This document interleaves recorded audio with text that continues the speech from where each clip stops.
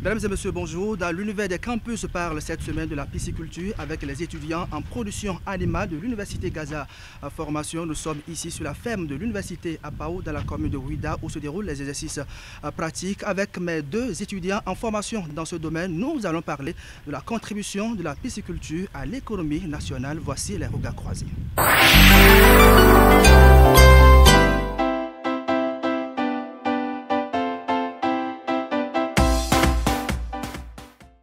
Marjorie Aklombesi, bonjour.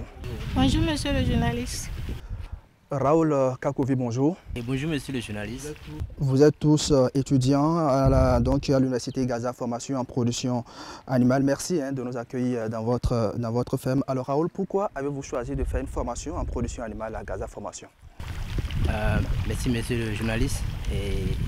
J'ai choisi de faire la production animale à l'UATM Gaza Formation dans l'optique de contribuer pour couvrir le besoin autour de protéines et également pour permettre l'évolution du secteur piscicole au Bénin précisément, pour pouvoir économiser beaucoup de revenus en ce qui concerne mon projet personnel. Marjorie Aklombesi, pourquoi est-ce que vous avez donc décidé de faire une formation en production animale? J'ai choisi de faire une formation en production animale tout d'abord par passion et aussi pour créer mon propre emploi afin de compenser le déficit en protéines animales de la population béninoise. Raoul, la formation, comment ça se déroule? Quels sont les différents modules que vous avez au cours de la formation?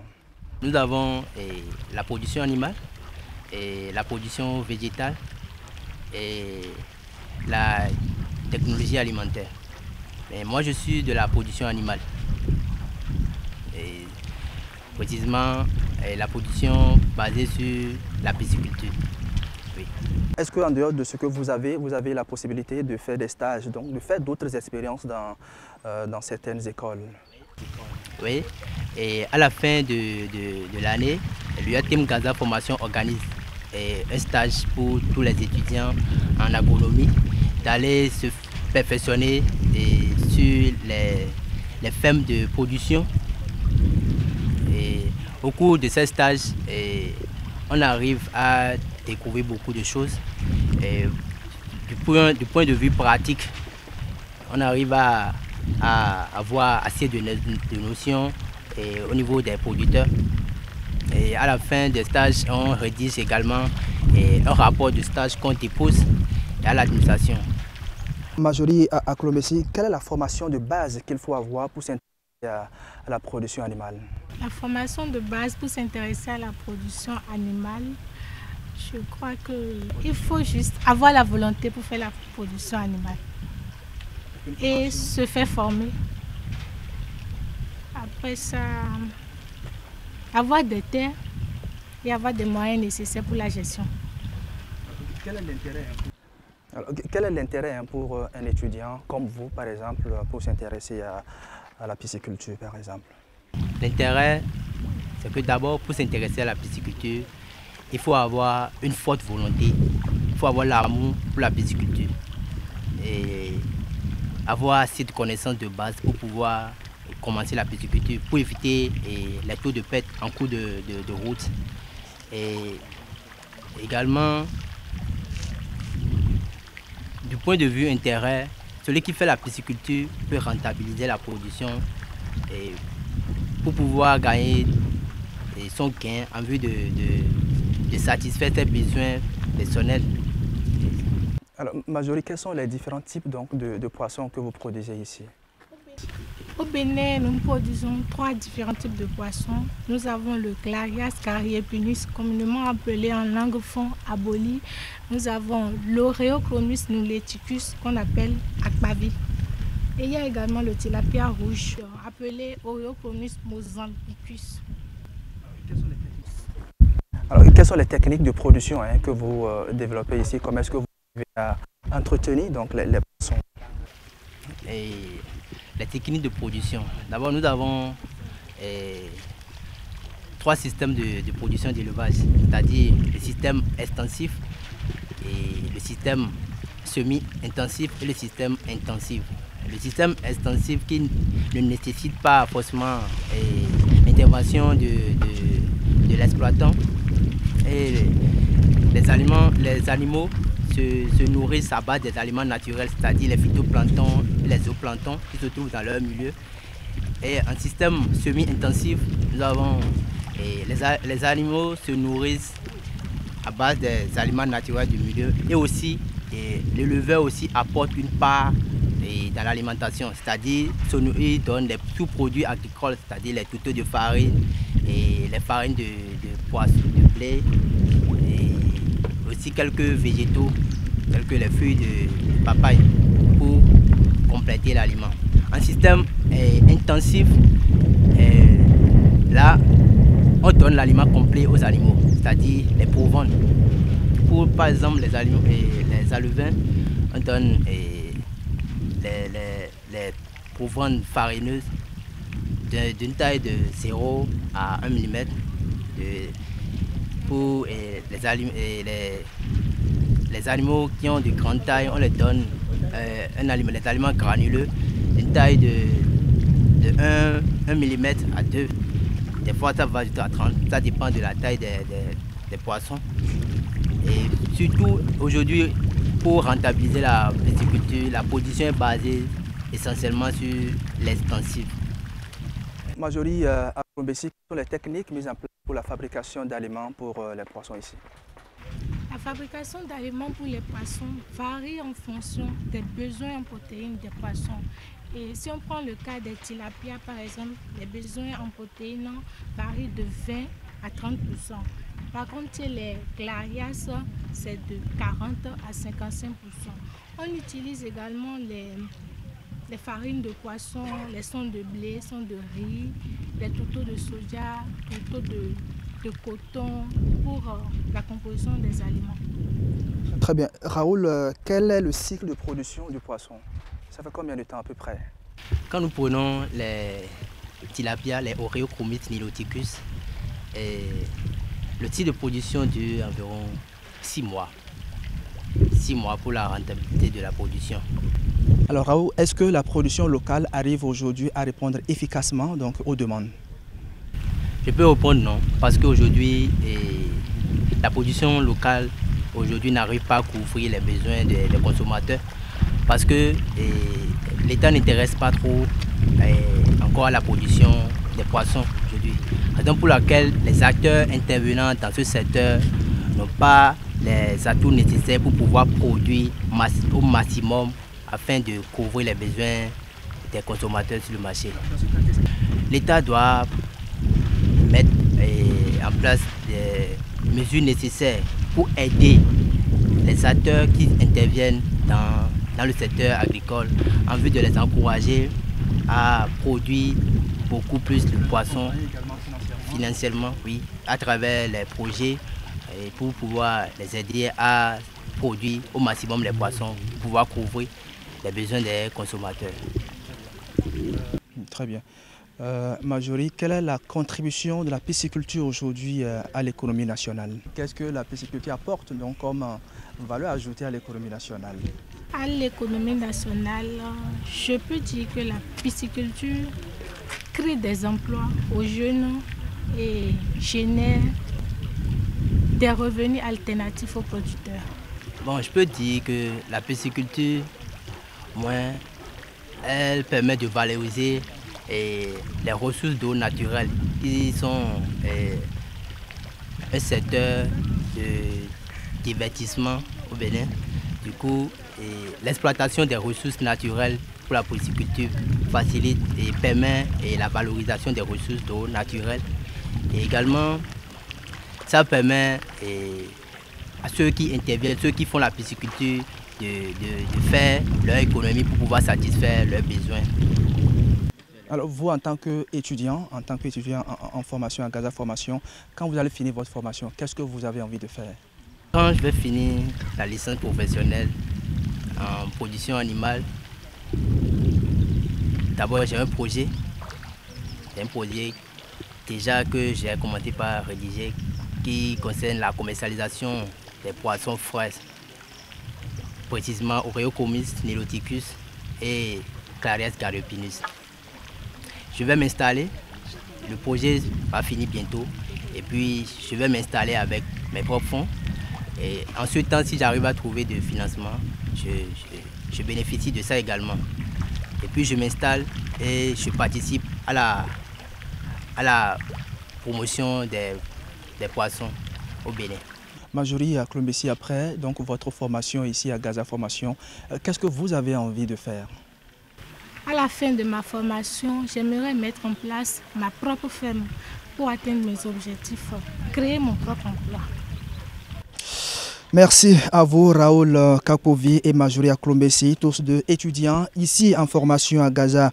En formation, mesdames et messieurs, voici maintenant l'avis de notre expert sur le même sujet.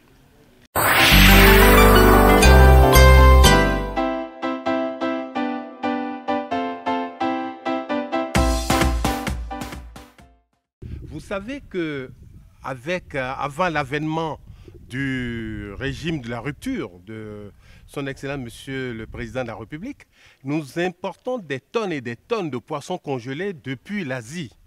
Je ne veux pas citer de pays pour indexer un pays ou un autre, mais tous les pays de l'Asie et de l'Amérique du Sud nous envoient des produits congelés. Dans ces produits congelés, nous avons plus de 180 000 tonnes de poissons qui nous sont déversés et à des qualités très très dépréciées. Et donc on ne peut pas continuer la chose. Quand vous regardez dans le PAG, nous avons un projet de développement de la pisciculture qui est en bonne place dans ce PAG.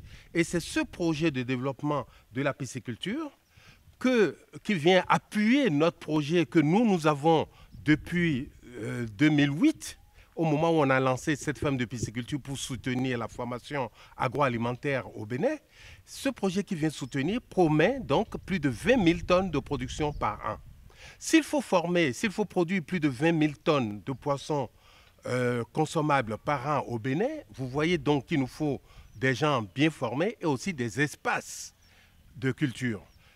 Pour un exemple, lorsque vous avez un bassin comme les nôtres qui font à peu près 1000 mètres, au niveau de la pisciculture de l'élevage du tilapia, vous n'avez que, à la limite, vous n'avez que 2 tonnes sur 1000 mètres carrés, alors que pour les silures, vous en avez aux environs de 90 tonnes pour 1000 mètres carrés. Donc, c'est l'enjeu de la chose. S'il faut produire le poisson que tout le monde mange au Bénin, il en faut beaucoup, il faut de l'espace, et c'est pour cela qu'il nous faut former beaucoup de gens pour l'encadrement et la production.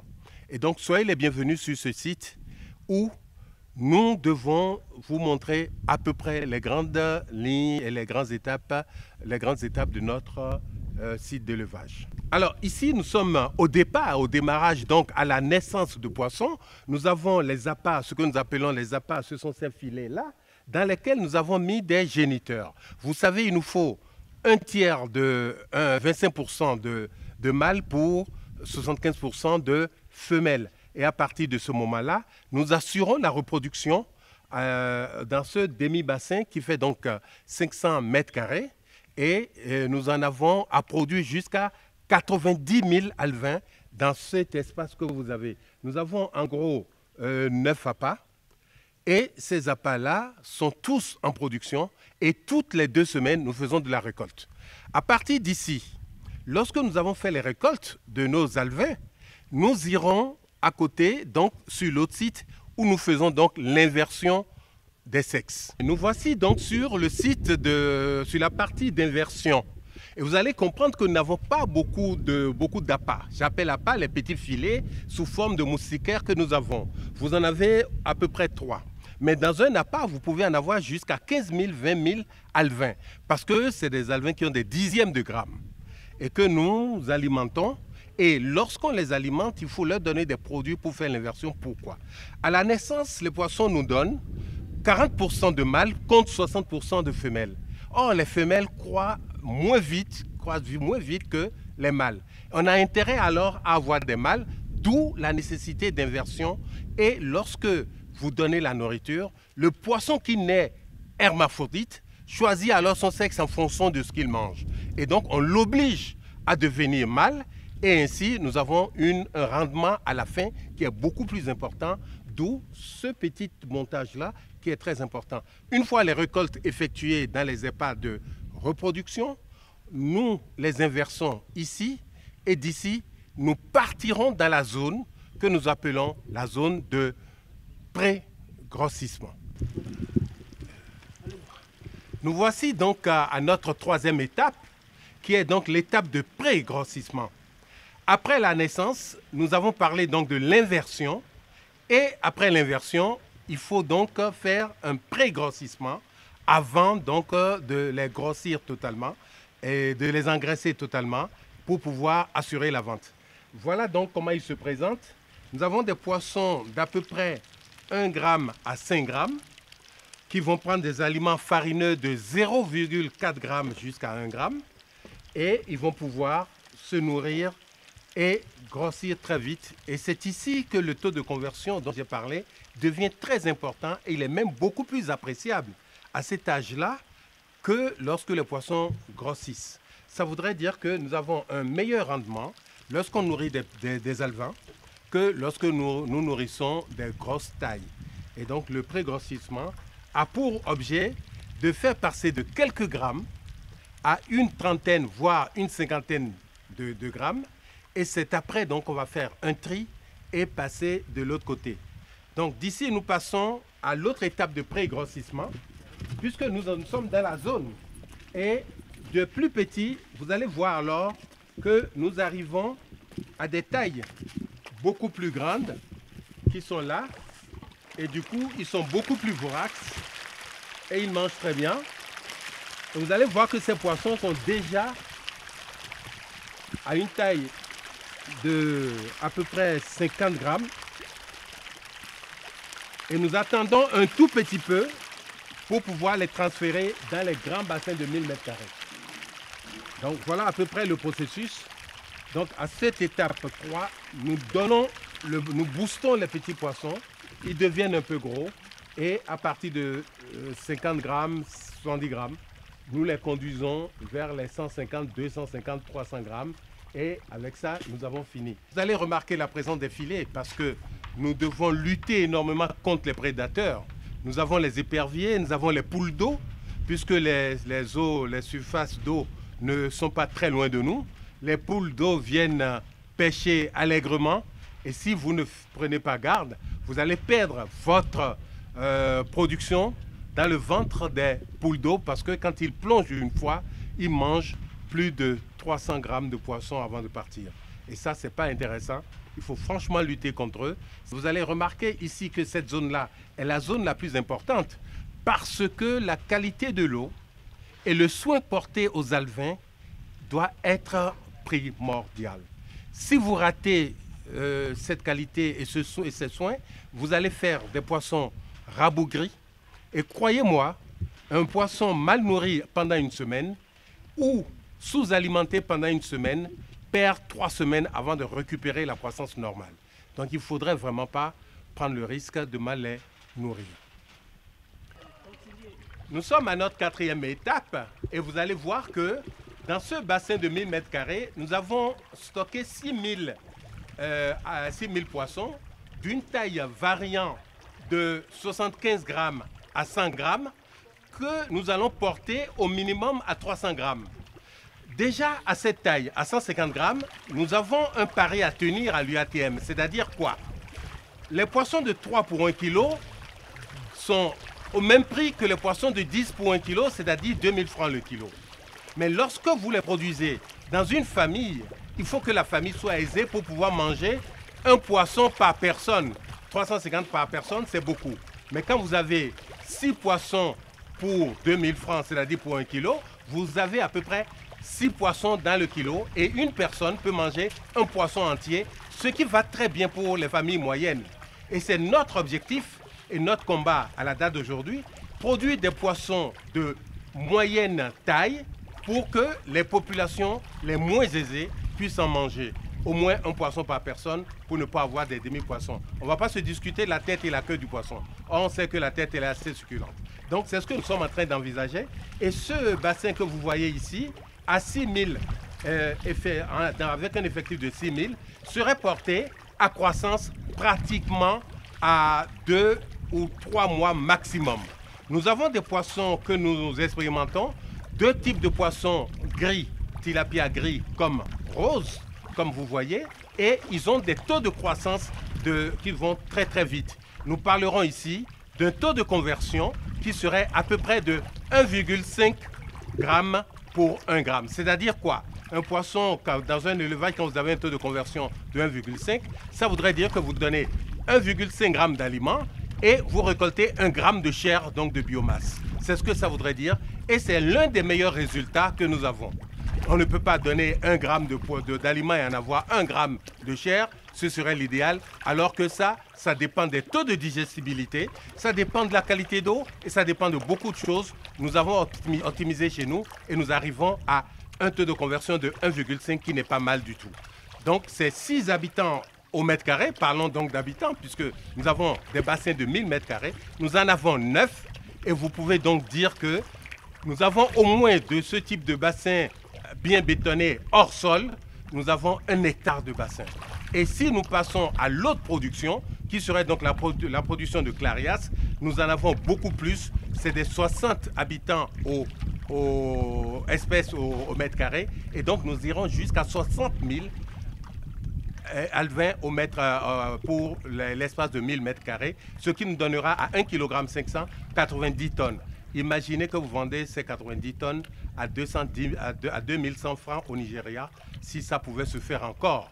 Voilà que la frontière malheureusement est fermée et ils sont les meilleurs mangeurs. 170 000 habitants pour manger de clarias.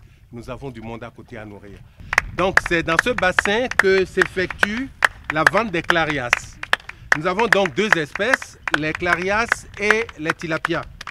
Dans ce bassin donc nous avons toutes les tailles de 1 kg jusqu'à 24 kg de poissons. Entendez-vous bien, vous ne faites pas d'erreur. Je dis de 1 kg jusqu'à des poissons de 24 kg, c'est aussi gros que des moutons. C'est ce que nous avons ici. Ce matin, nous avons effectué des pêches et ils sont un peu craintifs à l'heure actuelle pour venir manger. Sinon, vous allez les voir tous en train de venir manger.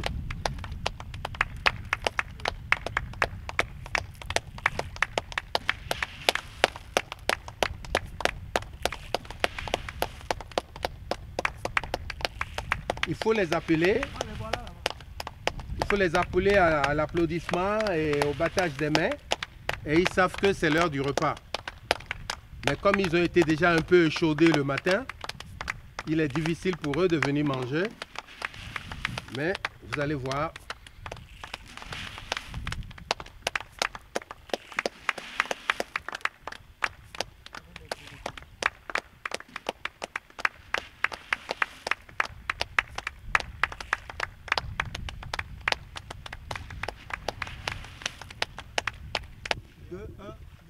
Très bien, nous voici donc à la 5e étape qui est en fait notre dernière étape.